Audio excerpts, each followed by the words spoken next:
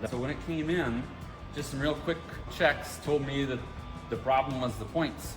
So I ended up looking in there and found out he actually had the wrong set of points on it. They didn't work at all. You couldn't adjust the gap in order for them to work. So to give the customer the best service, I'm gonna have Chris do it. I've rebuilt a Quadrajet or two myself, but Chris can probably do it in a third the time. He's got all the tools for it to make all the adjustments perfect, and I'll bet you he's got all the parts in stock too.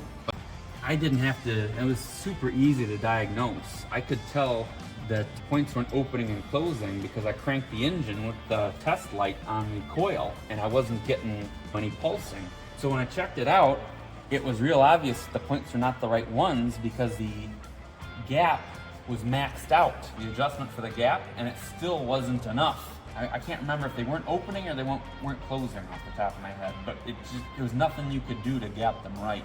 So the customer explained to me that he had installed what are known as unipoints. Yeah, that's a GM thing where the points and the condenser, you can buy them as one piece, and they come on their own little bracket that you screw down to the base of the distributor and just adjust the gap and away you go. But for whatever reason, he had the wrong ones on here, and when I called O'Reilly's and just ordered points and condenser for this car, and I didn't tell him anything else about it.